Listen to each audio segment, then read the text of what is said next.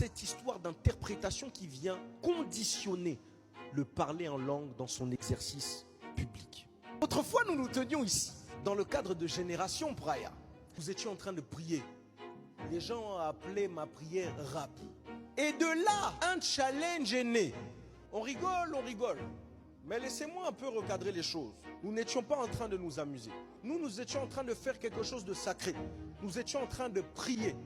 Cela ne vous donne pas le droit de prendre en plus mon image avec ma tête et de faire des aventures avec. Mais bon, je bénis le Seigneur parce que ce challenge a révélé, premièrement, une ignorance, mais deuxièmement, une mauvaise compréhension de ceux qui pensent être reçus au sujet du parler en langue. Lorsqu'on parle des Écritures, vous devez savoir que la Bible, là, ce n'est pas le journal du Parisien. D'ailleurs, Dieu n'est pas la Bible. Dieu est la parole. C'est important de le préciser parce que la parole est vivante. La parole de Dieu est esprit et vie. Elle n'est pas des lignes seulement. Voilà pourquoi les Écritures disent que la lettre tue. S'arrêter au « c'est écrit noir sur blanc dans la Bible, lisez vos Bibles ». S'arrêter à ça, sans pour autant prendre des précautions essentielles dans l'interprétation. C'est déjà premièrement manquer de sérieux et deuxièmement être très dangereux. Je vais vous donner une petite liste non exhaustive de versets que si appliqués, il y aurait des problèmes. Deutéronome 22, 20, 21. Si la jeune femme n'a pas été trouvée vierge, on la fera sortir à l'entrée de la maison paternelle pour être lapidée. Mais c'est écrit. Lisez vos Bibles. Exode 31, 15. Celui qui travaillera le jour du sabbat sera mis à mort. Donc ça veut dire que tous ceux qui travaillent le dimanche ou alors le samedi pour les adventistes, on doit les tuer. C'est écrit, non?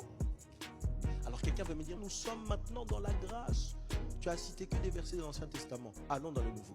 1 Timothée 2, 15. La femme sera sauvée en devenant mère.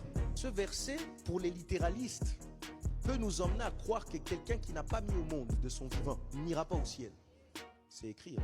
Noir sur blanc, lisez vos Bibles.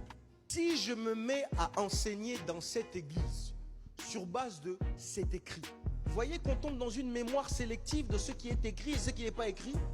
Ce qui est marrant, c'est que dans cette histoire-là, où il y a des personnes qui ont mis leur bouche pour dire qu'on ne craignait pas le Seigneur, j'ai vu des femmes dedans. Pourtant, l'apôtre Paul, qui enseigne sur le parler en langue, a dit en 1 Timothée 2,12, « Je ne permets pas à la femme d'enseigner, ni de prendre l'autorité sur l'homme. » Alors, deux options. La première, toi qui enseignes et qui dis que ce que nous faisons n'est pas bien, en tant que femme, tu es en train de faire la même chose que moi, c'est-à-dire de faire quelque chose qui va à l'encontre de l'enseignement de Paul.